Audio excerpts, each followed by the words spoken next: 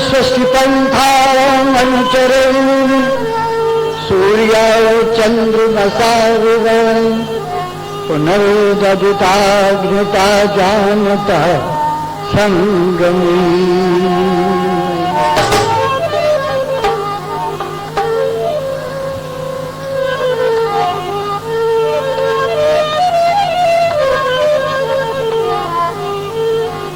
पुष्प के पराग में जो भंग के उमंग आज चंद पर चकोर बार बार बलिदान है।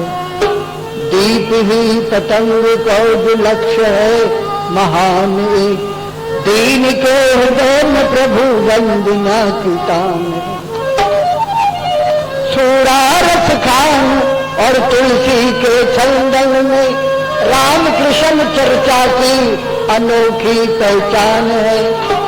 निर्भर कवि को कहूँ काहू पर गुमान करे मोहे अपने देव दयानंद पर गुमान है।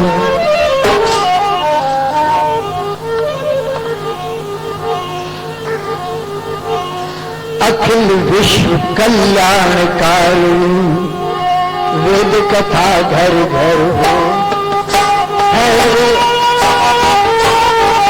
अखिल विश्व कल्याणकारिणी वेद कथा घर घर हो है।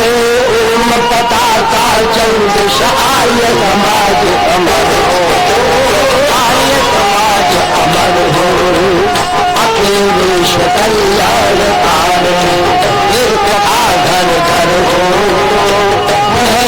ओम पताका चंद्र आर्य समाज अमर हो, आर्य समाज अमर हो। रहे दूर पद लिप्साचल से भाग दल बंदी दल दल रहे दूर पद लिप्साचल से भाग दल बंदी दल दल से। राष्ट्रधर्म आर्य का प्रत्येक कार्य मिलकर आर्य समाज अमर हो, आर्य समाज अमर हो।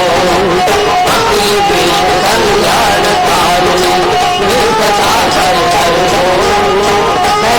ओम पताका चंद्र आर्य समाज अमर हो, आर्य समाज अमर हो। सरनीट पत्थर पर कटके मारे मारे कहीं न भरे। सरनीट पत्थर पर कटके मारे मारे कहीं न भटके। सबका अविनाशी सबका अविनाशी आराध्य एक ईश्वर हो। आर्य समाज आर्य समाज अमर हो। अखिल विश्व कल्याणकारिणी वेद कथा घर घर हो।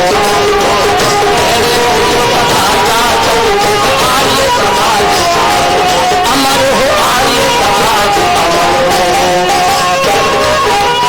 एक समिति से चार्य को शुद्धाहारा चार्य को एक समिति से चार्य को शुद्धाहारा चार्य को। एक संस्कृति सबकी भाषा, एक संस्कृति सबकी भाषा, एक ही ईश्वर हो। आर्य समाज अमर हो, आर्य समाज अमर हो। अखिल विश्व कल्याणकारिणी वेद कथा घर घर हो है। ओम पताका चंद्र आर्य समाज हो, आर्य समाज अमर हो।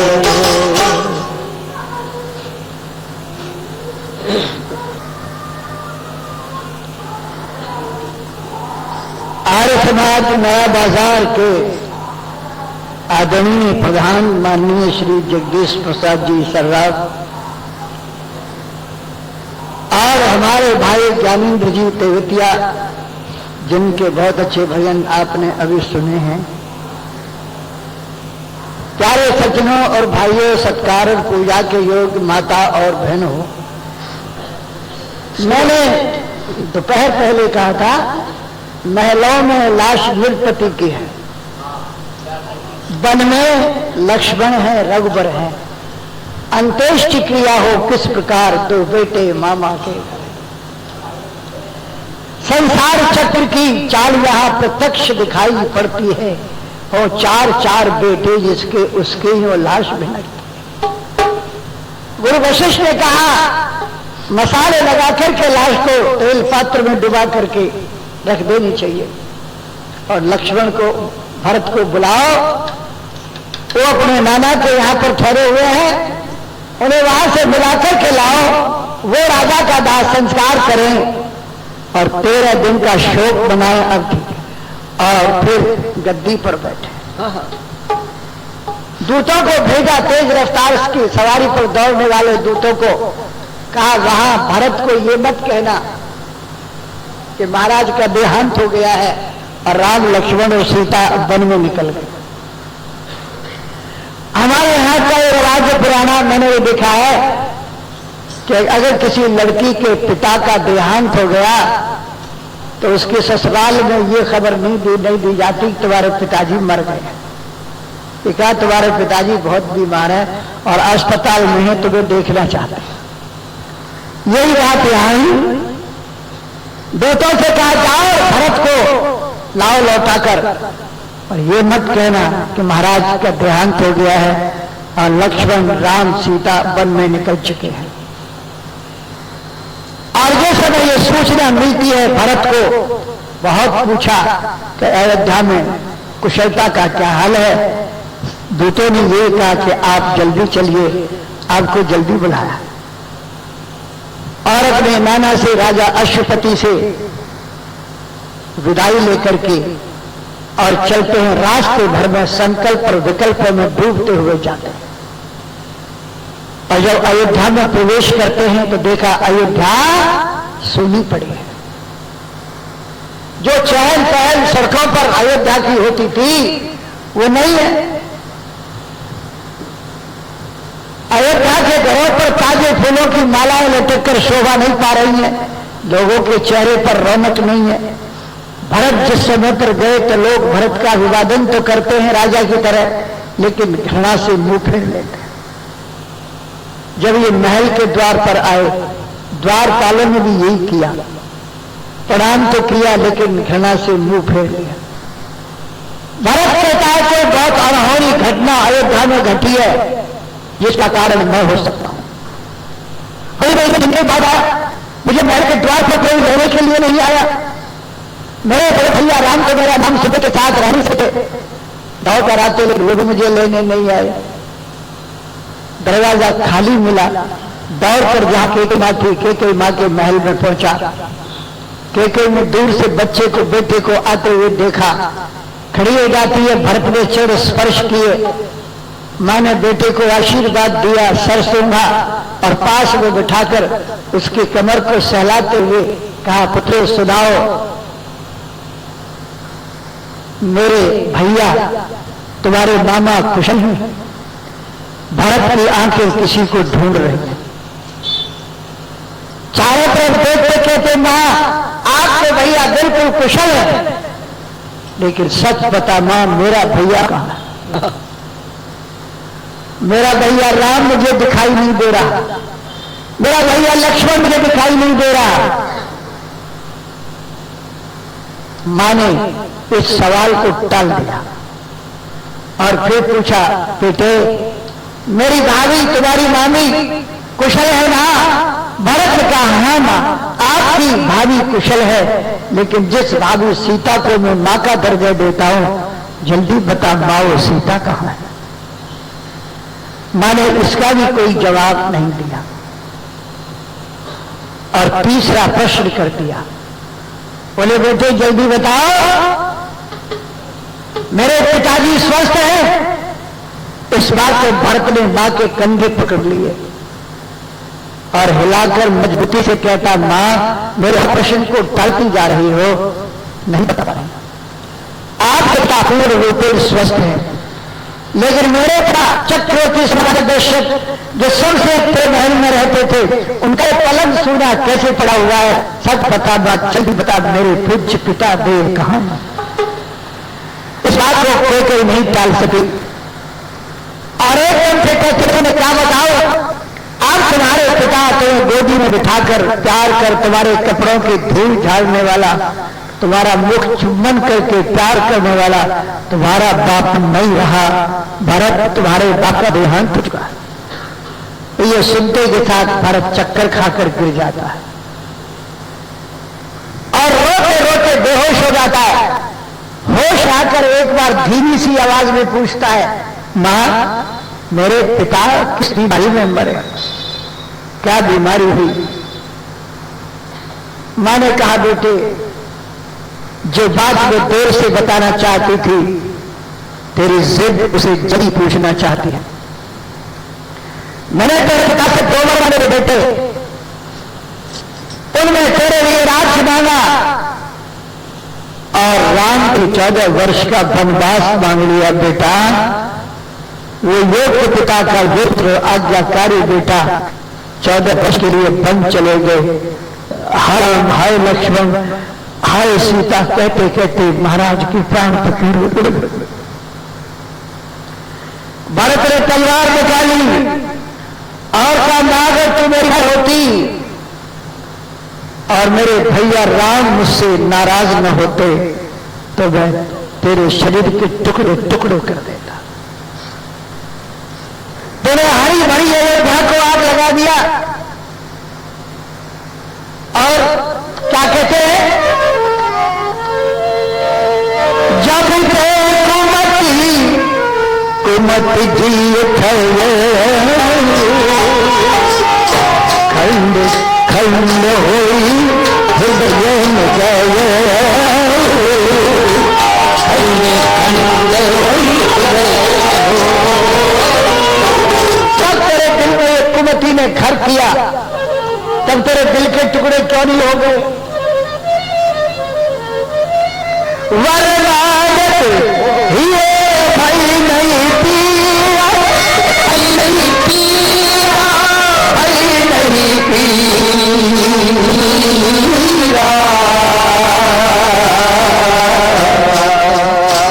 जरी न जिए मुझ पर किया,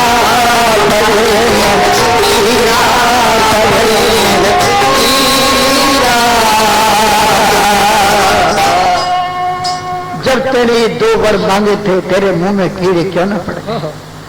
तेरी जुबान जल क्यों नहीं गई? मां, तूने अयोध्या का बहुत बड़ा नुकसान कर दिया। मां, वे सीता, सारा नगर इकट्ठा हो जाता है। सब इस समय पर भरत की तरफ देख रहे थे और भरत रो रो कर कह रहा था, ओ सुकुमारी माता सीता, वन में कैसे रहती होगी,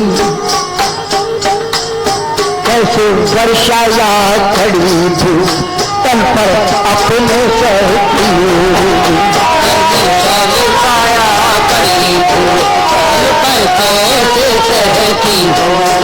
दिन पर तपती बाल में चल अत्यंत विकल होती होगी, रजनी में सूखे पत्तों पर या कांटों पर सोती, रजनी में सूखे पत्तों पर या कांटों पर सोती होगी।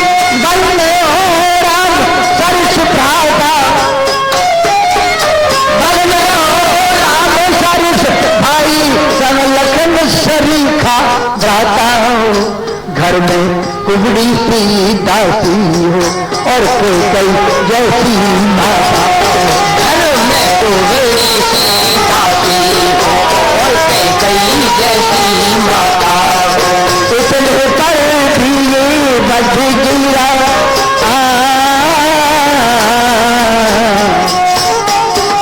इतने पर भी ये बच गिरा, छोड़े प्राण पिताजी ने, क्या यही देश में उधारा, नर जीवन मुझे भागी,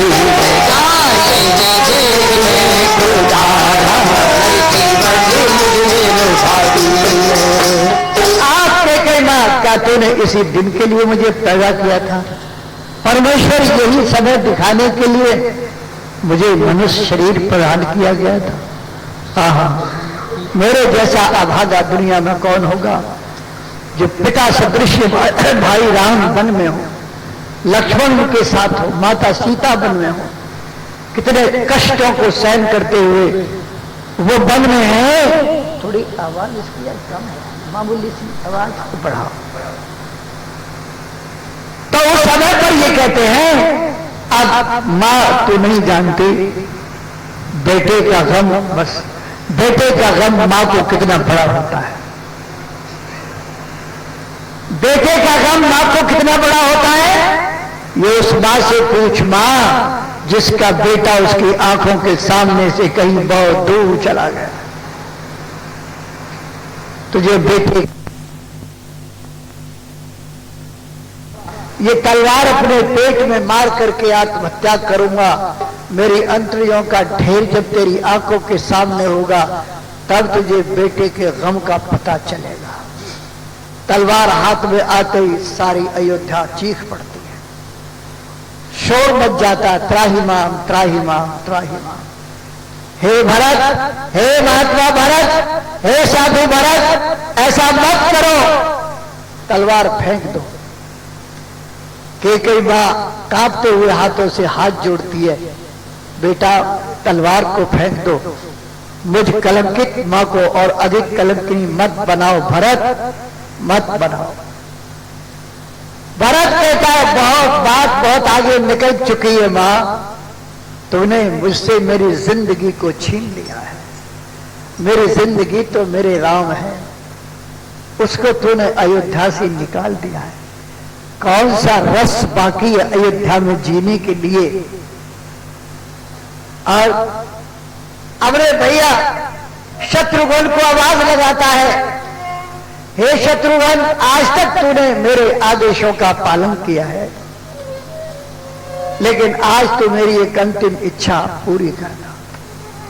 मैं तो जा रहा हूं, बड़े भैया राम और लक्ष्मण वापस नहीं आ सकते, अब पिताजी का दाह संस्कार करने का उत्तरदायित्व तेरे ऊपर है, इसलिए तो एक काम करना, मेरी एक अंतिम अभिलाषा है, उसे तुम जरूर पूरी करना। शत्रुघ्न किनारे सरयू के मेरी भी लाश पहुंचा देना, हो जहां पिता का दाह कर्म मेरी भी चिता जला देना। जहां पिताजी का दाह संस्कार करे तू, वही ठीक उसके साथ ही मेरी चिता भी बना देना, ताकि दुनिया के लोग देखें कि एक पुत्र अपने पिता के बिना जीवित नहीं रह सकता, एक भाई अपने भाई के बिना जीवित नहीं रह सकता। ये कह करके जब तलवार उठाता है, अयोध्या थर थरा उठती है, कांप जाते हैं लोग। और जब भरत तलवार को ऊपर यूं करके और कहता है, मैं अब राम के मैं पिताजी के पास जा रहा हूं, मैं अपने भैया के दर्शन नहीं कर पाऊंगा, ऐसे क्या करके तलवार उठाई। उसी समय पर एक कांपता हुआ सा हाथ पीछे से आता है, जो भरत के तलवार वाले हाथ को कस के पकड़ लेता है, और एक रोती हुई कांपती हुई सी आवाज भर्राई सी आई, रे मेरे बेटे, दो बेटे तो मेरे को मेरी आंखों में आंसू आबाद करके चले ही गए, ऐ मेरे लाल भरत, क्या तू भी इन बूढ़ी आंखों में आंसू आबाद करके जाना चाहता है। और भरत ने मुड़ करके देखा तो वो भर्राई हुई रोती हुई आवाज और वो कांपता हुआ हाथ कौशल्या मां का था। कौशल्या मां ने हाथ पकड़ लिया, भरत ये काम नहीं होगा। कौशल्या चक्कर खा करके और कौशल्या मां की गोद में गिर जाता है, कहता है, मां मुझे जिंदा रखना चाहती है तो मेरा राम मुझे लौटा देना, मेरा राम मुझे दे दे मां, मेरी जिंदगी मुझे लौटा कर दे मां, चल मेरे साथ। और सारी अयोध्या के लोगों मेरे साथ चलो, भैया को लौटा करके लाएंगे अयोध्या में। आहा, उस समय पर जब ये कौशल्या की गोद में पड़ा छटपटा रहा और शत्रुघ्न भी मां कौशल्या के घुटने से सन लगा करके और सुबक सुबक कर रोता है। भरत शत्रुघ्न को रोते लगकर कौशल्या माता छाती से लगा लिया है थर थर थर तन थर्रा, छाती से लगा लिया है थर थर थर थर थर्रा। पुत्र वियोग में खीन काल अति कांतिहीन चेहरा था, वो प्रकार विलाप करती दुख का सागर गहरा था। ओ बहु प्रकार विलाप करती दुख का सागर गहरा था। हृदय से लगा भरत को ध्यान देंगे, छाती से लगा भरत को बोली ओ कठोर वाणी, तुझको जो अभिलाषा थी मिल गई अवध राजधानी, तुझको जो अभिलाषा थी मिल गई अवध राजधानी। निष्कंटक राज अवध का, निष्कंटक राज अवध का अब मेरे लाल करो तुम, क्रूर कर्म कई को बेटा खुशहाल करो। क्रूर कर्म कई को बेटा खुशहाल करो तुम। मेरे पुत्र को वलकल पैदा करके वन में भिजवाया है, मम हृदय से पीड़ित कर बोलो क्या सुख पाया है। अब के कई को ये चाहिए मुझको भी बन भिजवा दे, जा मेरे नैन का तारा है राम वही पहुंचा दे। जा मेरे नैन का तारा है राम वही पहुंचा दे, जा मेरे नैन का तारा है राम वही पहुंचा दे। केकई माने पुत्र के वियोग में एक कठोर बात भरत को कहते, क्या कह दिया? हृदय से लगा भरत को बोली यूं कठोर वाणी, तुझको जो अभिलाषा थी मिल गई अवध राजधानी। जैसा तू चाहता था बेटा वैसा तुझे राज्य मिल गया। निष्कंटक राज अवध का अब मेरे लाल करो तुम, उस क्रूर कर्मा के कई को बेटा खुशहाल करो तुम। भरत इस पीड़ा को नहीं संभाल पाया। बोले रे माँ कौशल्या ये समझती है कि राम को वन में मैंने भिजवाया है इसलिए कि मैं राज लेना चाहता हूं। राज के लिए राम जैसे भैया और सीता जैसी भाभी को वन में मैं निकालूंगा। भरत कसम खाता है और कसम खाकर बताता है कि मैंने राम को वन नहीं भिजवाया। देखो वाल्मीकि रामायण में 36 श्लोकों में कसम है, 36 श्लोकों और 36 बार राम को भरत ने आर्य कहा है। 36 बार कसम खाता है और हर श्लोक के अंत में यस्य आर्यो अन्मते गता। कसम आजकल तो बड़े गजब के लोग कसम खाते हैं। आजकल तो इतने होशियार लोग हो गए हैं कि झूठी कसम भी खा लें और अपना नुकसान भी कुछ ना हो, है ना। ईश्वर कसम, परमात्मा कसम। हमारे जिले में गंगा बहती है तो बोले गंगा जी कसम। एक ने कहा तेरी कसम, मैंने कहा इसमें भी तेरा क्या नुकसान है, तेरी कसम। लेकिन भरत ने ऐसी कसम नहीं खाई। भरत की कसम सुनकर तो दिल हिलता है। कहता है मां अगर मेरी अनुमति से राम वन में गए हैं तो मेरे जीवन के किए हुए समस्त पुण्य कर्म नष्ट हो जाए, उनका फल मुझे न मिले। क्या बढ़िया कसम है। और एक एक कसम नहीं है। उभे संध्यासयानस्य यत् पापम परिकल्पते तच्च पापम भवे तस्य यस्यार्यो अन्मते गता। बोले जो सूरज निकलते वक्त सोता है और जो सूरज छुपते वक्त सोता है, दोनों संध्या बेला में सोने वाले को जो पाप लगता है वो मुझे लगे अगर मेरी अनुमति से आर्य वन में गए हैं। और कार्यत्वा महत् कर्म भर्ता तदर्थकम अधर्मो योस्य सोस्यास्तु यस्यार्यो अन्नते गता। हे माँ, नौकर से बहुत सा काम लेने पर और उसकी मजदूरी कम देने वाले मालिक को जो पाप लगता है वो मुझे उसे लगे जिसकी अनुमति से आर्य वन में गए हैं। ये कसम। और माँ, जिसकी अनुमति से आर्य वन में गए हैं उसे वो पाप लगे जो संध्या में करने वाले को लगता है। अब ध्यान दीजिए, मैं हिंदी में कसम सुनाता हूं और ये भी देखना कोई हम पे तो फिट ना हो रही कसम।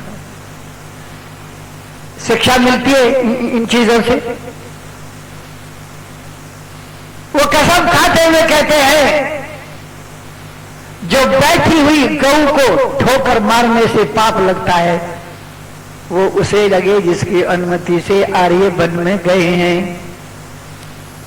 और बोले जो शराब का व्यापार कर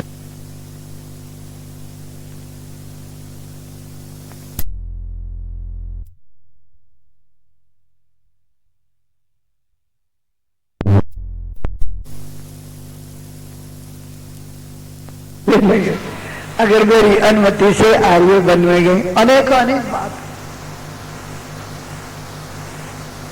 बहुत बढ़िया बातें कही है। बोले जो सूर्य की तरफ मुंह करके मलमूत्र त्याग करने वाले को पाप लगता है वो उसे लगे जिसकी अनुमति से आर्य वन में गए हैं। और क्या बोले कि भाया हो कभी स्वप्न में भी, भाया हो कभी स्वप्न में भी, माता ये कपटाचार मुझे तो जितने बंदे विश्व में हैं सब सहन मुझे स्वीकार मुझे, जितने भी दंड विश्व में हैं सब सहन मुझे स्वीकार मुझे। गौवधिया ब्राह्मण पद, गौवधिया गुरुवत ब्राह्मण पद करने में जितना पातक हो वही मुझको पाप लगे यदि इसमें मेरी सलाखत हो। मुझको पाप लगे यदि इसमें मेरी सलाखत हो। सचपथ का द्रोही बनने में, सचपथ का साधक बनने में और गुरु की निंदा करने में होता है जितना घोर पाप पर धन पर तारा हरने में होता है, जितना घोर पाप पर धन पर तारा हरने में, दीनों का गला काटने में, रिश्वत का द्रव्य उड़ाने में जितना पातक है मित्रों से विश्वासघात कर जाने में, विश्वासघात कर जाने में। एक एक कसम बड़े गजब की है। और कहते विधवाओं और अनाथों का धन हारने में जो दुर्गति हो वो वही अवस्था मेरी भी यदि इसमें मेरा मत भी हो। कसम खाने के तरीके लोगों ने बड़े बड़े निकाल रखे। हमारे गाजियाबाद जिले में एक बार जिले का सम्मेलन हुआ, मुझे बुलाया गया उसमें, और उस इलाके में था जिस इलाके में मेरे परिवार के लोग ज्यादा हैं। बोले यहाँ आपका प्रभाव है, आप शराब का खंडन करें और शराब पीने से लोगों को मनाएं और हाथ उठवा लें, कसम दिला दें कि हम आज से शराब नहीं पिएंगे। मैं 1 घंटे तक शराब के ऊपर बोला और फिर मैंने हाथ उठाए, हाथ, कोई आज से शराब नहीं पिएगा। कुर्सियों पर लोग थे कुछ आगे, कुर्सियों की जो अगली पंक्ति थी उनमें भी सबने हाथ उठा दिया। एक आदमी की शक्ल को मैं जानता था, रिश्ते में मेरा भाई लगता था, उसने भी हाथ उठा दिया। मैंने कहा अरे इसने अगर शराब छोड़ दी तो कम से कम 100 परिवारों की शराब छूट गई आज। इतना बड़ा शराबी, मुझे बहुत प्रसन्नता हुई, इसने शराब छोड़ दी, बहुत अच्छी बात है। लेकिन शाम को जब हम घूमते हुए गांव की तरफ से निकले, एक बड़ी हवेली के दरवाजे पर चबूतरे पर महफिल जमी हुई और शीशे के ड्राम में शराब भरी हुई और उसमें कोका कोला और वो क्या क्या चीजें वो डाली हुई और एक एक गिलास भर करके सब चौधरियों के हाथ में, और जो भाई साहब हमारे कसम खा रहे थे ना, उन्होंने भी गिलास ले रखा। मैंने उससे कहा, मैंने कहा भैया भैया भैया रुक। बोले क्या बात है? मैंने कहा पाप में डूब जाएगा, कोढ़ी हो जाएगा। बोले क्या हो जाऊंगा? मैंने कहा तुमने तो हाथ उठाकर कसम खाई थी कि मैं शराब नहीं पीऊंगा। बोला बेगराज तुझे पता नहीं है सब बातों का, मैंने इंतजाम कर लिया था। मैंने कहा इंतजाम क्या कर लिया था? बोले कि ऐसा इंतजाम है चाहे जितनी कसम खाओ वो लगे ही ना, वो कसम नहीं लगती। मैंने कहा ऐसा क्या जादू है? तो बोले ये आंगली जो है ना मैंने इसके ऊपर चढ़ा रखे थे। तेरे को दिखाई नहीं दी? ये आंगली मैंने ऐसे चढ़ा रखी थी, बस ऐसे चढ़ा लो और कितनी कसम खाओ सारी बेकार जाएंगी। मैंने कहा वाह वाह, कसम खाने का भी एक तरीका है। वो कसमें बहुत कसमें खाता है। भरत कहता है जो पुत्र के समान प्रजा का पालन करने वाला राजा है, उस राजा का विद्रोह करने वाले को जो पाप लगता है वो उसे लगे जिसकी अनुमति से आर्य बन गए। बहुत बातें हैं जो विष रस भरे कनक घट हैं, कहते कुछ है करनी कुछ है, उनका सब फल मुझे मिले यदि मेरी चालाकी कुछ है। जो ब्रह्म वंश का द्रोही है, निज धर्म में जिसको प्यारा हो, उन सब का पाप मुझे हो मां यदि मेरा तनिक इशारा हो। मुझे तो पता भी नहीं है जो नाम चाहने की खातिर नेता जक्का कहलाया है, उसका सब पाप मुझे हो मां यदि मैंने षड्यंत्र रचाया है। जो दशा धर्म कर्तव्यहीन भक्तिहीन नास्तिक की हो, वो वही अवस्था मेरी भी यदि इसमें मेरी मत भी हो। बड़े विश्वास के साथ कसम खाता है और कसम खाते खाते बेहोश हो जाता है। मां कौशल्या ने छाती से लगा लिया और बोले रे महात्मा भरत, तेरे जैसे निष्पाप व्यक्ति के लिए मैंने जो दोष लगाया उसका मुझे भी पाप लगेगा। भरत, मैंने केवल पुत्र के वियोग जन्म दुख में मैंने ये बात कह दी, मेरी जुबान से निकल गई। भरत, तेरे जैसा तपस्वी, तेरे जैसा महात्मा, तेरे जैसा पवित्र व्यक्ति और दुनिया में कौन हो सकता है? बेटे, मैंने तो केवल पुत्र के दुख में ये बात कही। भरत ने कहा मां, बोले बेटे मुझे माफ कर दे और मैं अपनी सारी बातें वापस लेती हूं। तू इस तरह का पाप नहीं कर सकता। और महाराज दशरथ का विधिवत वैदिक रीति से संस्कार किया गया और फिर 13 दिन का शोक मनाया और उसके बाद का अब मेरे साथ चलो, अगर मुझे जिंदा देखना चाहते हो तो चित्रकूट तक के सब रास्ते बन के साफ कराए, जिनमें आसानी से जाया जा सके।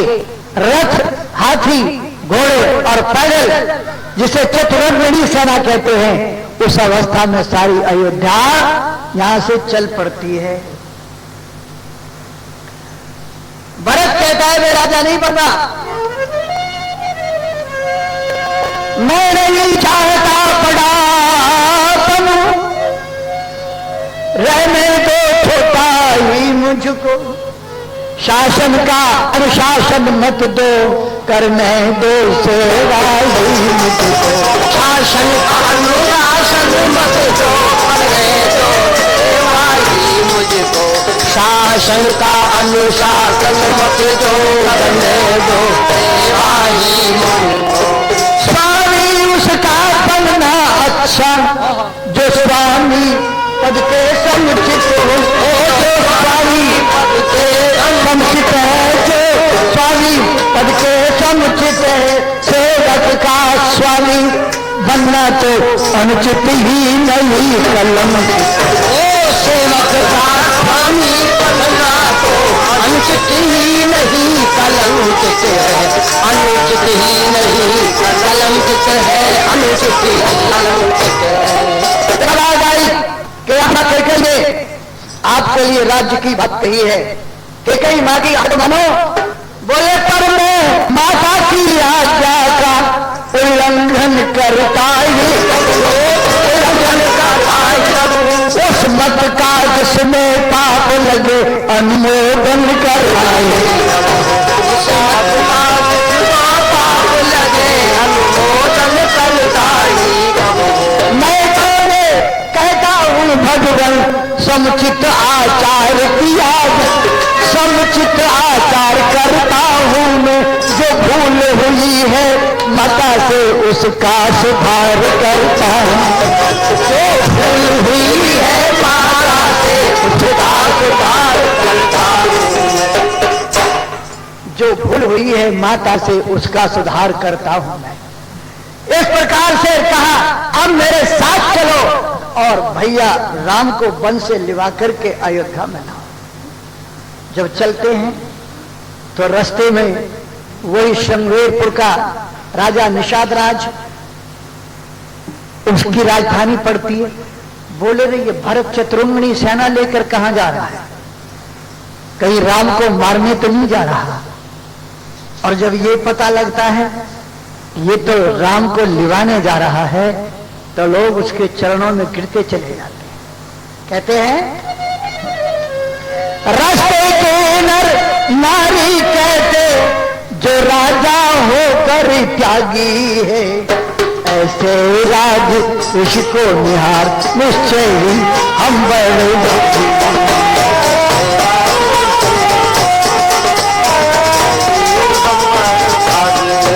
दुखदाई माँ के घर बेटा, दुखदाई माँ के घर बेटा, सुखदाई हो तो ऐसा भाई, यह सच्चा भाई है, कर भाई हो तो ऐसा सच्चा भाई है, भाई हो तो ऐसा। भाई का धर्म बताने को है साक्षात अवतार भरत, भाई भाई को सिखलाते भाई भाई का प्यार है, भाई भाई को सिखलाते भाई भाई का प्यार है। अच्छा अगर हम रामायण पर आचरण करें तो जहां राम और भरत जैसे भाइयों का जीवन और व्यवहार है वहां भाई भाई किसी जायदाद के ऊपर मुकदमा करेंगे, लेकिन वहां सबके मुकदमे चल रहे हैं। कहने मात्र से कोई व्यक्ति सज्जन नहीं बन जाता। हम लोग जो है ना सवेरे हवन पर बैठकर कहते पूजनीय प्रभु हमारे भाव उज्जवल कीजिए, छोड़ दो छल कपट को मानसिक बल दीजिए। कितनी सुंदर पंक्ति है। अगर ये कहने मात्र से मानसिक बल मिल जाए, छल कपट छूट जाए, भाव उज्जवल हो जाए तो आर्य समाजों के मुकदमे फिर अदालतों में न चलें। क्या जी कहने मात्र से हो जाएगा काम? हमने केवल कहना सीखा है, करना नहीं सीखा। करने का इसीलिए मैं रामायण को सुनाता हूं तो मैं कहता हूं इस पर आचरण करो। अब ये चतुर्मुनि सेना जा रही है राम को लेने। निषाद राज ने जब ये देखा गंगा के किनारे पर कि सारी अयोध्या की जनता श्री राम को लिवाने के लिए जा रही है तो बड़े आदर पूर्वक सबका आतिथ्य किया और गंगा पार करके चित्रकूट की तरफ रास्ता बता दिया। भारद्वाज के आश्रम पर रुकते, ये निषाद राज भरत के साथ चलते और दूसरे दिन चित्रकूट की तरफ प्रस्थान करते। उस समय पर इनकी चतुर्मुनि सेना रास्ता चल रही है। गहरे जंगलों को पार करते हुई सेना जा रही है और भरत, राम, लक्ष्मण और सीता तीनों बैठे हुए बहुत बढ़िया बढ़िया बातें कर रहे हैं, शास्त्रों की चर्चा कर रहे हैं। और शास्त्री वेद की चर्चा, सब में बड़ा और सुखद शास्त्र तो वेद ही है। वेद की चर्चा हो रही है। आज हम वेद को जानते हैं। मुसलमान से पूछो कि तुम्हारी मजहबी किताब क्या है, झट से बोलते हैं कुरान। ईसाई से पूछो बोले बाइबल, और हिंदू से पूछो कि आपका धर्म ग्रंथ कौन सा है। पहले तो एक दूसरे की तरफ देखेंगे, पर हिम्मत करेगा, कोई रामायण बताएगा, कोई महाभारत बताएगा, कोई गीता बताएगा, कोई तो हनुमान चालीसा पर ही घुटने टेक देगा। लेकिन ये नहीं जानते कि हमारा धर्म ग्रंथ वेद है। अलीगढ़ जिले में हम एक इंटर कॉलेज में प्रचार के लिए गए। उत्सव तो कहीं दूसरी जगह था, लेकिन एक कार्यक्रम कॉलेज में रखा हुआ था। कॉलेज के प्रिंसिपल ने जब वेद की चर्चा सुनी तो प्रिंसिपल खड़े होकर के कहता है कि मैंने आज तक वेद देखे नहीं है, कैसे होते हैं। प्रिंसिपल कहता है मैंने वेद नहीं देखे। कोई मुसलमान दिखा दोगे जो ये कह दे मैंने कुरान नहीं देखी। हम अपनी बेटी के विवाह में बहुत धन देते हैं, सारा साधन देते हैं जिंदगी का, double bed, triple bed, cooler, air condition, दुनिया भर के लाखों की चीजें दे डालते हैं। लेकिन मुसलमान सब चीज देने के बाद रेशमी कपड़े में लपेटकर बेटी को कुरान भी देता है। आपने कभी वेद दी बेटी को? हाँ, वेद नहीं देते हम। क्यों? हमारे घर में वेद है ही नहीं, वेद हमने देखे ही नहीं। जब वेद नहीं देखे तो वेद कैसे देंगे? वेद को जानते ही नहीं है। मध्य प्रदेश की एक सरकार ने, अब से 17 वर्ष पहली बात बता रहा हूं, प्रस्ताव पास कर दिया सरकार ने कि मध्य प्रदेश में कोई गौ हत्या नहीं होगी। एक कसाई ने रिट दायर कर दिया इसके खिलाफ। वहां से हाई कोर्ट से हार गया, सुप्रीम कोर्ट में मुसलमान जज था, उसने इसे जिता दिया। लिख दिया कि मुसलमान को शरअ के मुताबिक पशुवध करने का पूर्ण हक हासिल है। शरअ के मुताबिक गाय काट सकते हैं। हमारे लोगों ने वेद नहीं देखे, वेद को पढ़ा नहीं, वेद के प्रति, देश के प्रति, गौओं के प्रति, राष्ट्र के प्रति कोई श्रद्धा नहीं है। और ना अगर वेद देखे होते, कोई जज्बा होता, कोई बात होती, तो जब ये कहा कि शरअ के मुताबिक पशुवध करने का पूरा हक हासिल है, उसी समय पर कोई व्यक्ति वेद लेकर खड़ा होता नौजवान और कहता वेद में लिखा है यदि नो दामंसी यज्ञ स्वम यदि पुरुषम तंत्वा शीशेन विद्यामी, जो तेरी गाय को मारे, जो तेरे घोड़े को मारे, जो तेरे पुरुषों को मारे, बोले उसे तुरंत शीशे की गोली से बींद कर मार दो। बोले तू पशुवध कर, हम गोली से बींद कर तुझे मारेंगे। तेरी शरअ है तो हमारे पास भी शरअ है, अब हम क्या करें? मैंने तो परसों एक बात कही थी ना कि मुसलमान शरअ को मानता है जो लिखा है कुरान में, ईसाई बाइबल में जो लिखा है उसे मानता है, हिंदू उसे मानता है जो कहीं भी ना लिखा, कहीं भी। अच्छा, मैं रामायण सुना रहा हूं, अभी पीछे करोड़ों रुपया हिंदुओं का रामायण पर खर्च होता है कुवार के महीने में लिखा है, हमें बता दो। मैंने गुड़गांव के पास पिरंगवा मेवात में है, वहां ये कह दिया मैंने कि रावण दशहरे पे मारा गया। बोलो कहां लिखा है? तो बड़ी बेइज्जती समझी लोगों ने, ये तो बहुत खराब आदमी है, रामायण सुनाता है, हमारा अपमान करता है। मोटी मोटी किताब लेकर मोटे मोटे पंडित वो पंडित का जो मोटा ना हो, वो तिलक बड़े बड़े लगा कर पंडित जी मेरे पास आ गए। मैंने देखते ही खड़ा हो गया, मैं उनके चरण छुए। मैं कहा आओ ब्रह्म देवता हो, कैसे आए हो? बोले रात आपने हमारी बहुत बेइज्जती की है। मैंने कहा आपकी है? मैंने कहा आपको तो ये जानता भी नहीं, आपकी बेइज्जती कैसे हो गई? अरे आपने बेइज्जती नहीं की, आपने ये कहा कि रावण दशहरे पर नहीं मारा गया, ये बेइज्जती नहीं है। मैंने कहा रावण के मरने से तुम्हारी बेइज्जती का क्या मतलब? अगर मेरी बात गलत है, बेइज्जती हुई है तो दिखा दो मोटी किताब, रामचरितमानस लेकर आए हो साथ, बता दो।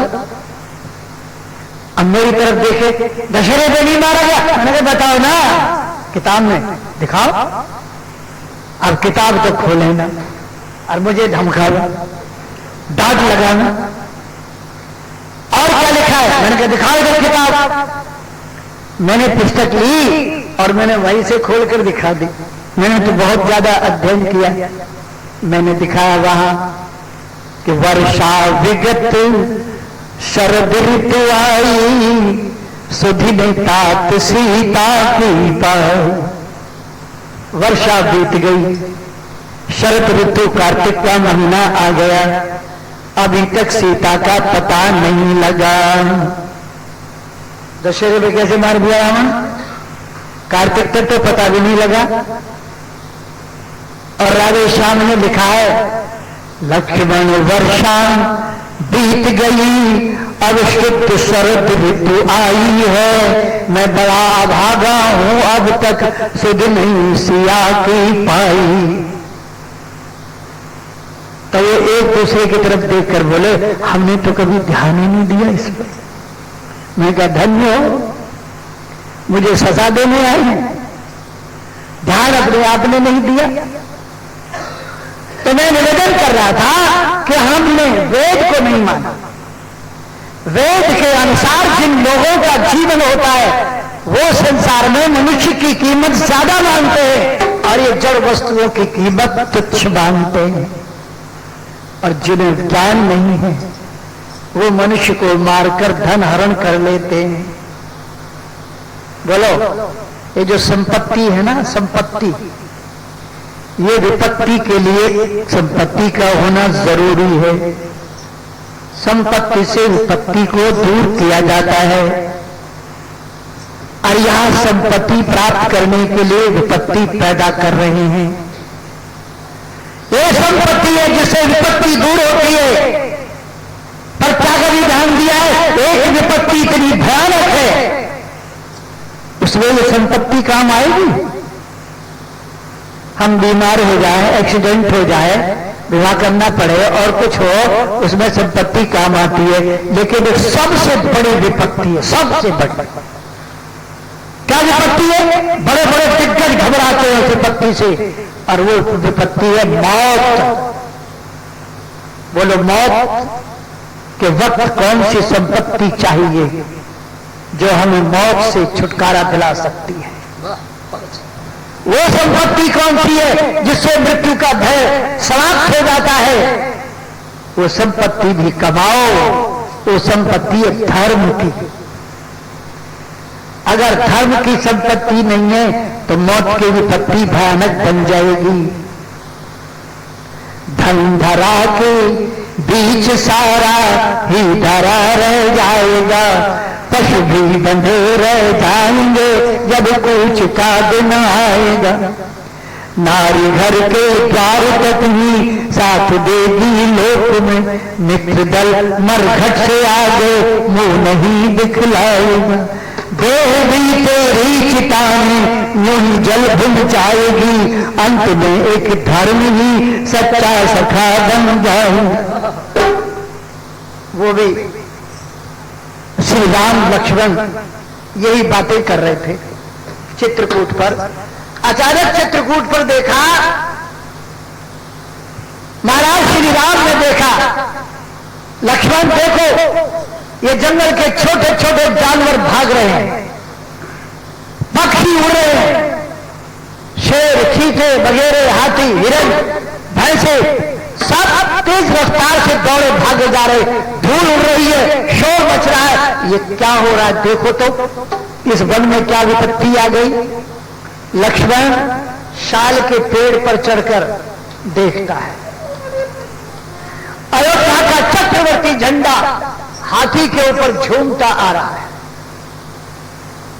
चतुरंगनी सेना देखी और ऊपर से गुर्रा करके कहते हैं, भैया क्या आग बुझा दो और भाभी को कहीं छुपा दो, धनुष बाण लेकर तैयार हो जाओ। बोले क्या हो गया? बोले कैकेयी का बेटा भरत हमें मारने आ रहा है। भैया भरत नहीं कहा, कैकेयी का बेटा। रघुबर के चरणों को छूकर वे क्षत्रिय वर हुंकारे था, मानो जैसे शेषावतार पृथ्वी में से फूंकार।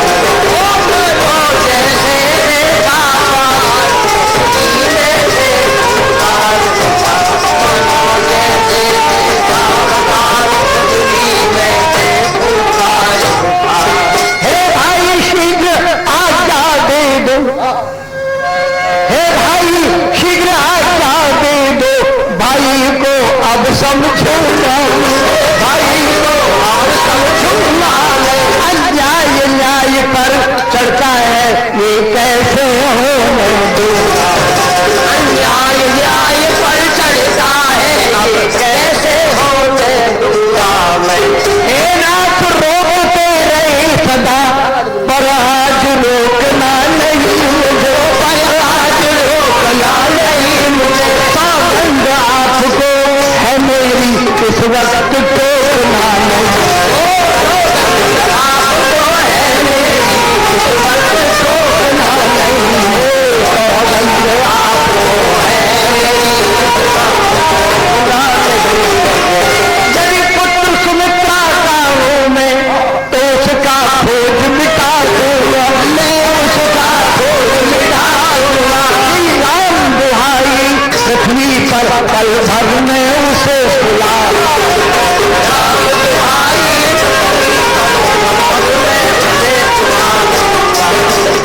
भैया कैकेयी का बेटा भरत हमें मारने आ रहा है, चतुरंगनी सेना लेकर आ रहा है। अरे भरत हमें वन में भी नहीं रहने देगा, तेरे लिए राज छोड़कर तो यहां चले आए, तू अब भी नहीं रहने देगा। कहा देखना आज तुझे अच्छा मौका मिला है, सारे इकट्ठे होकर आ गए, तेरी सेना भी तुझे भी सबको बार करके धरती पर लेटा दो। चित्रकूट की धरती भरत के खून से प्यास बुझाए। बड़ी बड़ी कैड़ी, बड़ी बड़ी भयानक बात लक्ष्मण कह गया। श्री राम बोले बस लक्ष्मण बस बस, आ जा नीचे उतरिया, बहुत हो गया बहुत हो गया, आप रहने दे। बोले भाई आप तो इसे साधारण तरीके से ले रहे, आजकल की भाषा में सीरियसली ले, इस बात को सीरियसली गंभीरता से ले। श्री राम बोले गंभीरता से ले रहा हूं। हे लक्ष्मण, भरत के दर्शन किए हुए बहुत दिन हो गए, बहुत दिन से मेरा प्यारा भैया भरत नहीं मिला। मिलते ही छाती से लगाकर और अब तक के मिलन की सारी प्यास बुझा लूंगा। बोले ऐसी प्यास बुझाएगा, छाती से लगाने की तैयारी कर रहे हो ना, छाती से बाण लगेंगे आपके, बाण उठा लो जल्दी से। बोले वे नहीं लक्ष्मण, भरत हमें मारने नहीं आ सकता, भरत जैसा भैया धरती पर कहीं नहीं है, याद रख। बोले जब था अब राजनगर में भरत के दिमाग को खराब कर दिया है, राजनगर में वो भ्रातृ प्रेम को भूल गया भैया, अब भरत वो भरत नहीं रहा। श्री राम कहते हैं चलो नहीं रहा भरत, हमें मारने आ रहा है, तो उसका अकेला मुकाबला कैसे करेगा? बेटा तो वो भी दशरथ का ही है, खून तो उसमें भी वही है जो तेरे अंदर है, जितना बहादुर लड़ाई में चतुर तू है उतना भरत भी है। फिर उसके साथ इतनी भारी सेना है तो उसका मुकाबला अकेला क्या करेगा?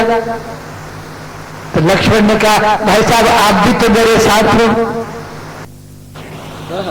राम बोले रे लक्ष्मण अब पता लगा कि तू भैया भरत को तो जानता ही नहीं, पर हर वक्त अपने साथ छाया की तरह साथ रहने वाले अपने राम को भी नहीं जानते।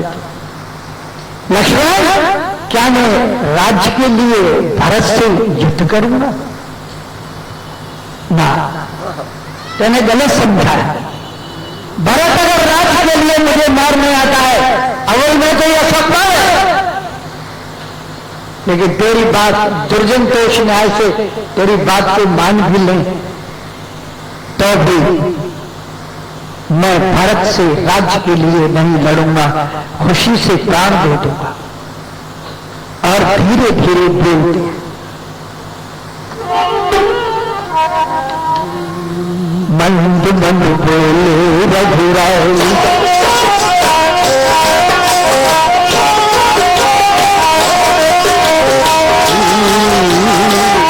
मंद मंद बोले रघुराई, कौशल्या नंदन सुखदाई, कौशल्या नंदन सुखदाई। ओ धरती तल पर भारत सरीखा, धरती तल पर भारत सरीखा, और कोई भाई मंद मंद बोले रघुराई, कौशल्या नंदन सुखदाई। ओ धरती तल पर भारत सरीखा, धरती तल पर भारत सरीखा, और कोई भाई मंद मंद बोले रघुराई, कौशल्या नंदन सुखदाई। बड़े ध्यान से सुनना, शब्द भले ही सादा है लेकिन भावपूर्ण है। धर्म की राह पे चलकर पितृआज्ञा पालन करो, धर्म की राह पे चलकर पितृआज्ञा पालन करो। कैसे दुमार भरत को इस लिंगित राज दिखाती, कैसे दुमार भरत को इस लिंगित राज दिखाते, पितृआज्ञा पालन करो। कैसे दुमार भरत को इस लिंगित राज दिखाती, कैसे दुमार भरत को इस लिंगित राज दिखाते। मेरे जीवन फल के बिन को वीरवर लक्ष्मण के बिन को, मेरे जीवन फल के बिन वीरवर लक्ष्मण के बिन राज्य की बात लीला है, भरत शत्रुघ्न के बिन राज्य की बात लीला है, भरत शत्रुघ्न के बिन। हो ब्रह्मांड का राज, हो ब्रह्मांड का राज, मुझको पूर्ण दुखदाई, मंद मंद बोले रघुराई, कौशल्या नंदन सुखदाई। ओ धरती तल पर भारत सरीखा, धरती तल पर भारत सरीखा, और कोई भाई मंद मंद बोले रघुराई, कौशल्या नंदन सुखदाई। ओ लक्ष्मण, मैं धर्म के रास्ते पर चलता हूँ और धर्म के लिए ब्रह्मांड का राज भी मैं धर्म को छोड़कर भैया को मारकर ब्रह्मांड का राज भी नहीं चाहता। झोपड़ी में बैठकर सूखी रोटी खा लूंगा लेकिन भ्रातृ प्रेम में कोई बाधा नहीं आने दूंगा। मैंने कभी राज्य की कामना भी की है, जानते हो लक्ष्मण किस लिए की है? श्रेष्ठ सज्जन रक्षण को, प्रजा के हित चिंतन को, श्रेष्ठ सज्जन रक्षण को, प्रजा के हित चालन को, राज्य की भी मेरी कामना, भाइयों के हित पालन को, राज्य की भी मेरी कामना, भाइयों के हित पालन को, बंधु बांधव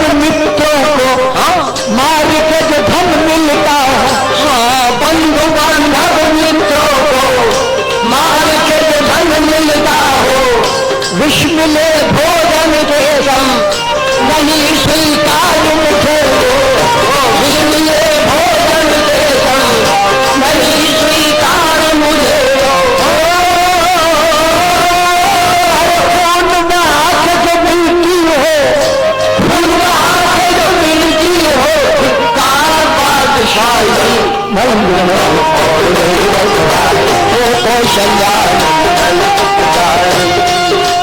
सारे रे सारे सकल धनी पद बम्बत धगर सारपा धगर सारपा धगर सारपा मंद मंद कौशल्या नंदन पुकारी धरती तल पर भरत करी धरती तल पर भरत करी धरती तल पर भरत करी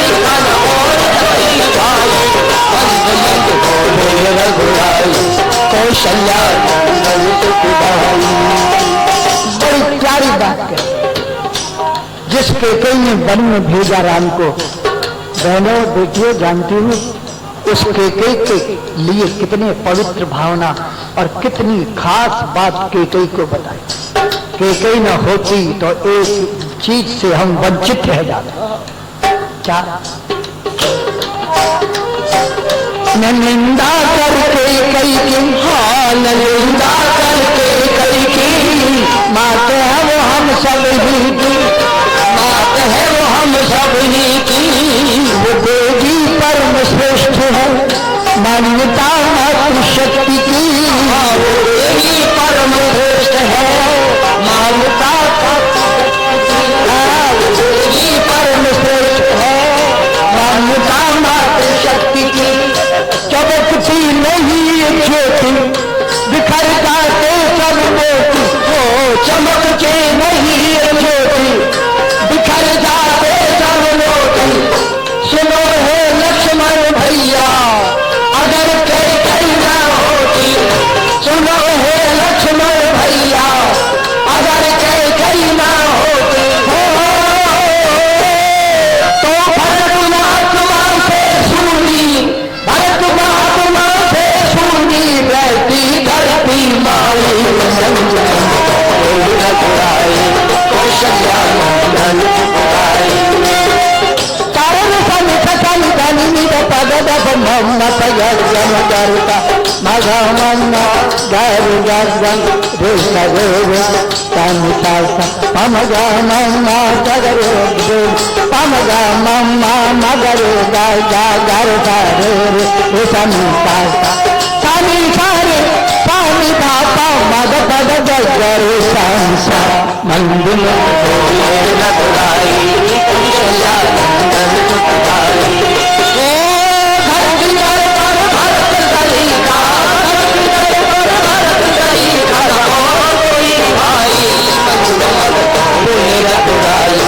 कौशल्या नंदन सुखदाई। हे लक्ष्मण, अगर केकई में होती तो भरत जैसा महात्मा भैया दुनिया में कहां मिलता। भरत के अवतरण से धरती सुनी रह जाती। केकई माँ का बहुत बड़ा एहसान है। ये जो है केकई माँ ने भरत जैसा भैया हमें दिया। आगे की बात है बड़ी अच्छी और बहुत प्यारी है। जब ये पंचवटी पे रहते हैं ना तो बसंत ऋतु आ जाती है, तो नदी में स्नान करने जाते हैं तो ठंड बहुत थी। बसंत पंचमी और ये माँ की तो कड़ाके की सर्दी और फिर नदी का ठंडा पानी। तो लक्ष्मण ने ऐसे यूं हाथ देकर बोला, भाई साहब के हाँ आज तो पानी बहुत ठंडा है। कि फिर क्या कि बिना नहाए काम नहीं चलता हो, चल जाए आज। ऐसे हाथ वाथ धो लो और चलो। राम बोले शटा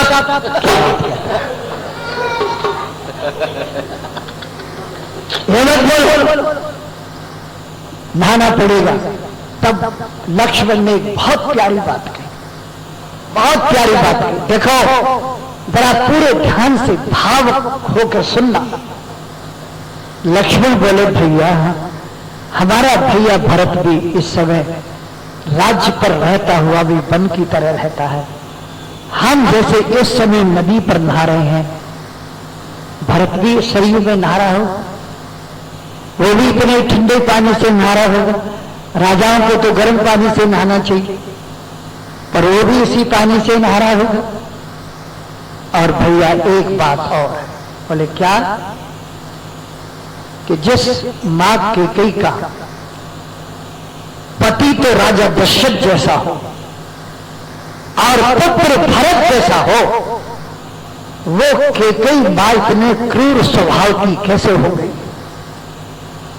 श्री राम सिहर गए, बोले लक्ष्मण क्या? शांत बिल्कुल एकदम।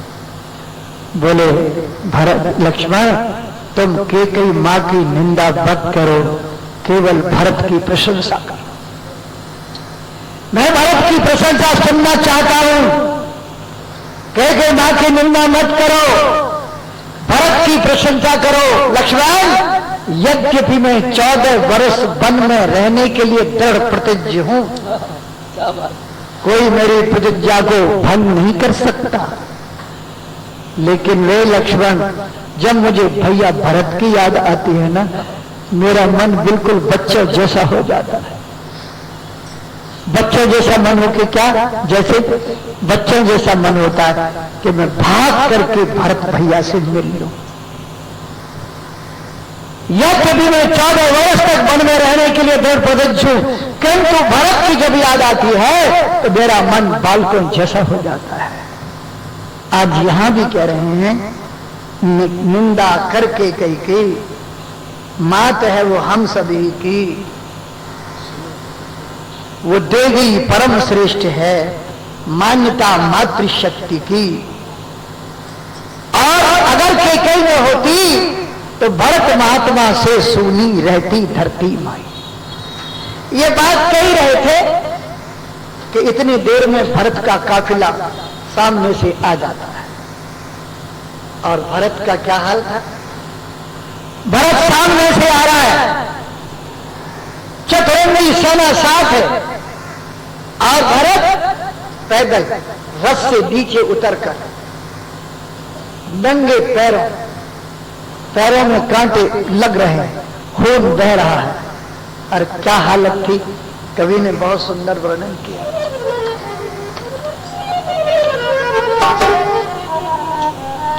नंगे थे पांव भरत जी के,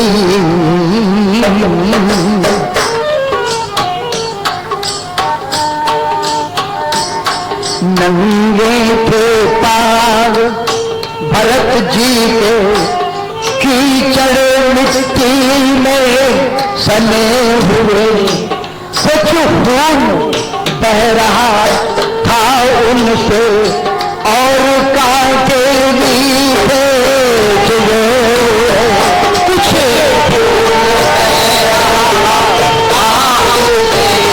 और कांटे भी थे काले बाल धूल भूषण, थे काले बाल धूल भूषण, पीले मुखड़े पर पड़े हुए, जिस भांति भयानक आधी में श्री सूर्य छुपे हुए,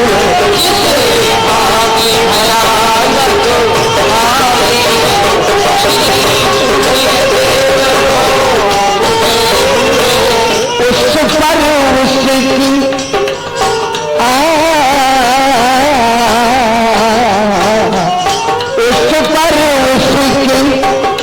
उस हालत पर जर्दी में चितवन जमात, आगे को सीता नाथ बढ़े, आ जान बुझाए,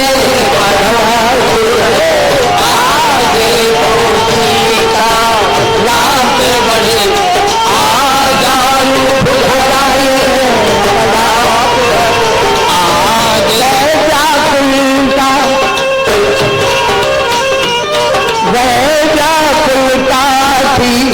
मिलने की धन कहीं पर तीर गिरा, धन कहीं पर तीर गिरा, वहीं पर तरकश के साथ साथ वो वाला छीन गिरा, वहीं प्यार कर कसते साथ साथ वो मुनियों वाला चीर गया।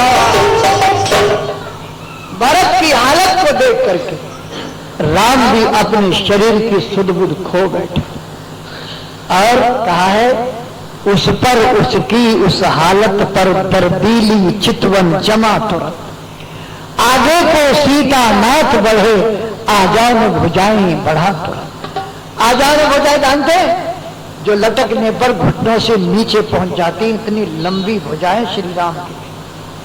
उन लंबी भुजाओं को फैलाकर हे भरत, और भरत कह रहा हे राम हे नाथ, हे राम हे नाथ, रक्षा करो नाथ, रक्षा करो नाथ। तो क्या भरत को सुध नहीं थी अपनी, तो क्या राम को थी? वो भी वह व्याकुलता थी मिलने की, धनु कहीं कहीं पर तीर गिरा, मई पर तरकश के साथ साथ वो मुनियों वाला चीर गया। जो कंधे पर वो मुनियों वाला शाल था वो भी खिसक गया। उधर से भरत भाग रहा है, इधर से श्री राम दौड़ रहे हैं। दोनों भाई एक दूसरे के मुकाबले एक बाजी को जीतना चाहते हैं। और याद रखो, जब दो व्यक्ति एक बाजी को जीतने का प्रयास करते हैं तो बाजी जीतने वाला जश्न मनाता है और हारने वाला मातम मनाता है।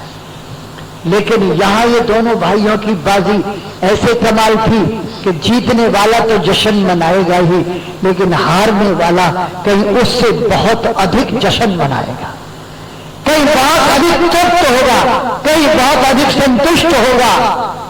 और वो बाजी क्या थी?